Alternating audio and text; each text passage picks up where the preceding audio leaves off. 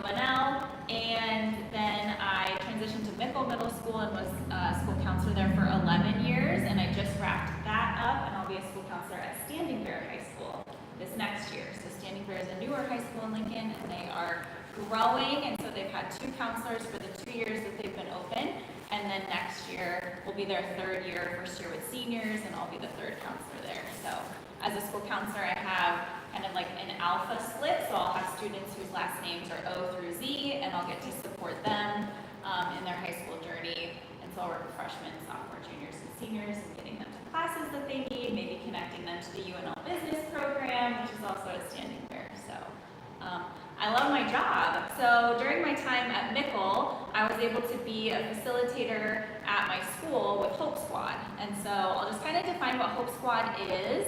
And it's, first of all, a national organization that Lincoln Public Schools decided they wanted in all of their middle schools and high schools. And so Lincoln East started it, where that young lady used to attend. She told me, we were waiting in the bathroom, a little bit about it. And so I know it was piloted at Lincoln East and did so well that they wanted it in all middle schools and all high schools in Lincoln Public Schools. So what is Hope Squad? So Hope Squad is a group of students nominated by their peers. They meet regularly with trained advisors like me to talk about and learn about mental health. Members are trained to note signs of distress and reach out, connecting peers to help and hope. And then Hope Squads educate the entire student body to reduce stigma and change their school culture. And so I believe last year was our 3rd year with Hope Squads at Mickle, at the middle school that I was at. And it was a beautiful group of students. We started kind of small, but then at Mickle we ended, when I wrapped up at Mickle in the spring, we had 40 students in our Hope Squad. So we had 20 6th graders and then 10 each of 7th and 8th graders. So hopefully it'll continue to build. But students go in and counselors help support it, where they students are told what Hope Squad is and what type of a student might be good on Hope Squad, and then they nominate their peers. And so we're really looking for students who are encouraging and trustworthy and empathetic and just somebody they can rely on. And then we train up those students, and then they do various activities throughout the school. And so we're also, as facilitators, then trained. It's just a beautiful group of kids. Some things that we did at Mickle over the last few years, we would have Hope Squad students help 6th graders with the transition into middle school, and so they would help them on their first day, find their schedule, and help them get to their first classes. We always celebrated in May Mental Health Awareness Month, and so we would make posters, have announcements, spirit days.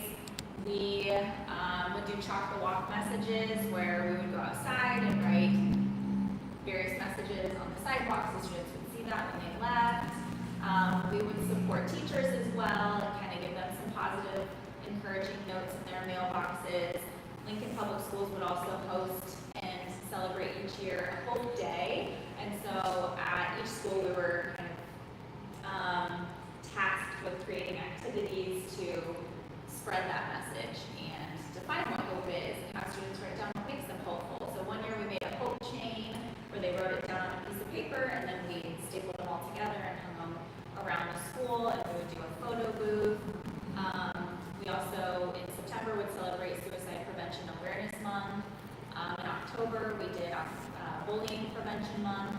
And so really it was just an opportunity for students to acknowledge mental health and the role that mental health, especially at the middle school level, can play in their lives, and give them that kind of open opportunity to talk about it and learn about it.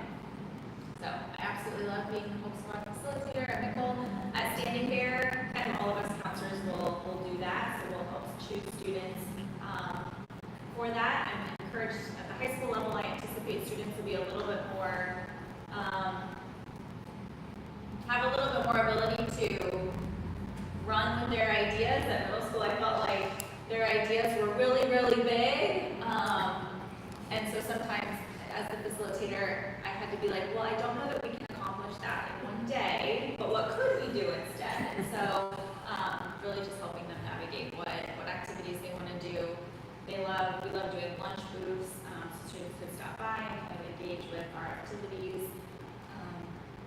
They would, like I said, be trained, so we would meet once a week and talk about various activities. We would talk to them about how to talk about suicide with their friends, or how to ask their friends or somebody they know, are you thinking about killing yourself? So taking that kind of discomfort with the topic away, so that they felt like they could bring that up with people, whether they're posting it online or saying it at recess, or they see that their behavior's changed.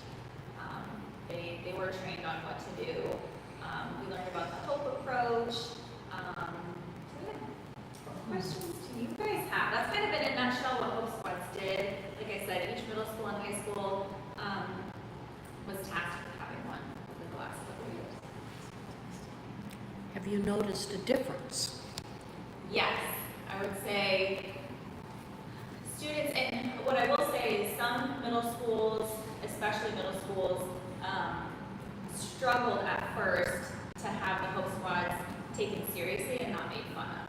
Yeah. And so depending on the culture of the school, some students may not want to be on HOPE Squad, or kids were made fun of it. So that was kind of a navigating piece with when you're working with adolescents, kids 11 to 14, what's cool matters. And so at least at Nickel, we tried to make it as cool as possible. So handing out candy at lunch is a pretty easy way to be like, come to our booth, we'll give you candy. So yeah.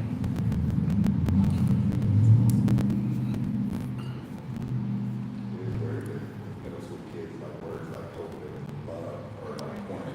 Yes. Right. It's okay. Yes. That's from your perspective. Another thing that was really popular was the plastic wristbands, like the Lance Armstrong, I think originally made them really cool. We got those because they were really colorful, and so kids would collect them and they would give them to their friends. And so we had those. It was also, we were intentional with not only did students nominate who would be on the HOPE Squad, but then as the advisors, we tried to pick students that maybe represented various groups. And so, like, I had one particular male in my group, they're now going to be 8th graders, that just, the second he heard about HOPE Squad, he was campaigning during, like, in between classes during the voting session, like, pick me, pick me, pick me. And so he had all these votes, but that was a beautiful thing that he thought it was so cool, and he was such a popular, outgoing kid. And so, yeah, it's a beautiful thing. In Hope Sharing, I've heard that there's some programs where the students from a class ahead or a few are interacting with, younger students. Was there any of that dimension going on? I see that as kind of like a hope building kind of thing. Mm-hmm. So the first couple years we had HOPE Squad, we would train those students, and then when we had new 6th graders last year, we would bring the 8th graders and the 7th graders in to help train them. Not necessarily within HOPE Squad, but we have, at least Lincoln Northeast is our big feeder at Mickle, and so we would have students come and mentor students. Sometimes we had a program called Mickle Mentors for a few years, and so we would pair high schoolers. It was when high schoolers had an hour free on Tuesdays for PLC, teacher learning time, and so now that we don't really have that part of our schedule, part of our professional learning, we just don't, it created a nice opportunity to have high schoolers come and talk to middle schoolers. So we have to be more intentional with how to make that happen. What are some of the maybe things outside of Hope Squads that give you hope that you're seeing like in the LPS system?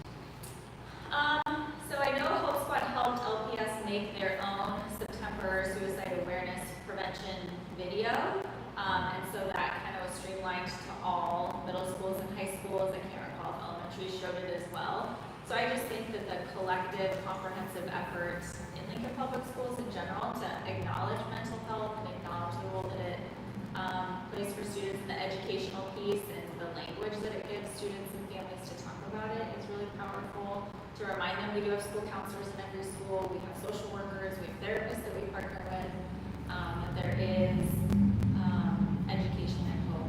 I know as a parent, and I have two, one's going into high school, one's middle school, one's elementary school, sometimes I don't know where to turn or who to talk to, and so knowing that there's newsletters that come out talking about the school counselors and the lessons they're teaching or the activities the HOPE Squad's doing, I would post it, blast it on our social media so parents could see and kids could go back and get the pictures. We did like a Valentine's Day photo booth where they could take pictures with their friends and like Valentine's Day. So that brought that love and that connection piece. The kids loved it. Like absolutely, there was lines going crazy. Teachers like, what does thriving.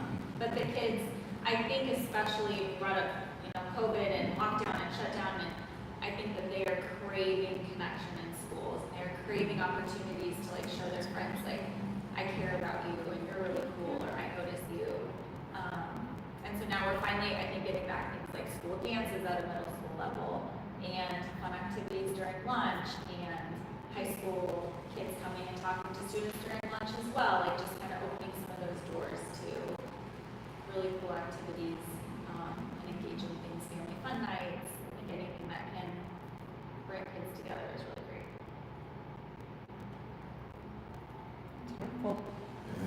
I would just say thanks, like, big time on that, Those kids. from the fact that you guys do like focus on some of the like negative elements. I know you talked about like the suicide prevention and things like that, because I don't know, I have a 16, 17-year-old right now, and both of them, it's been very interesting learning about what kinds of words that I suppose like when I grew up weren't anything big, like saying somebody's dead or something like that, that they're like, we're not allowed to say things like that.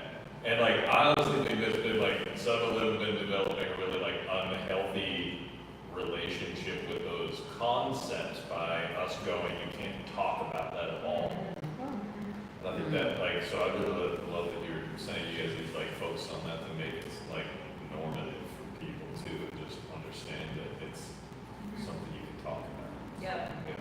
My favorite is when kids, they'll put a request in to talk to me as the counselor, and they'll say, well, so-and-so said they were gonna come talk to you about this, I just needed to clarify. And so it's like, sometimes I still get the snitch, like who snitched on me, but sometimes I just try to explain, like, your friends care about you, like we teach you at school, if you say this or you post this, somebody's gonna report it, and then somebody's gonna come and talk to you about it because we care about you. You're not in trouble, but we notice it, and so just kind of teaching them who to talk to.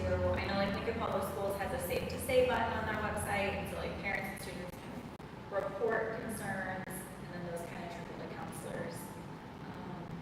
Yeah, they notice. I mean, I always tell, especially middle school students, they're gonna see and hear about it way before I am. I'm not cool enough to know what they're posting about or what they're talking about at recess. And so they are on the front lines, and they have to get their friends or peers that help and support that they think they might need. And then that opens up a beautiful conversation and the ability to talk to the students about it and the parents. And sometimes they're posting it online, on websites, their parents have no idea that their students are on. And so it's awkward and it can be really uncomfortable for a while. But it's just it's an extra educational piece and an avenue to have those hard conversations hopefully earlier. Because I think, like you said, was it 15, before their age 15, mental health struggles. And so, yeah, just kind of normalizing that things are hard, but help is there. I have a context question. So, the data and concerns that they bring to the homeschooling, like, what things are you seeing in school that, like, we need homeschooling? I know the suicides just in Lincoln Public Schools in general. I know that Lincoln East was the school that piloted it because they just had a run of years with. Southeast had this last semester. So I think that's ultimately where it started. Just the need to have like that peer, like a peer group within the school to help support. And I know, I don't recall her name, she mentioned that when she was a senior, there were 3 suicides and a student died by cancer, all within a quarter. And she said that their folk squad at their school really stepped up, and I recall they did a lot of things. So Which school was that? East. at East a couple years ago. And I know Lincoln Public Schools has also changed some of their policies on, their crisis team responding and what is okay and isn't okay. And I appreciate that we look at national research to say what can help students process this grief and what can help communities process it. And I will say that the funding for Hope Squads was through a grant, and within the next year or so, I don't know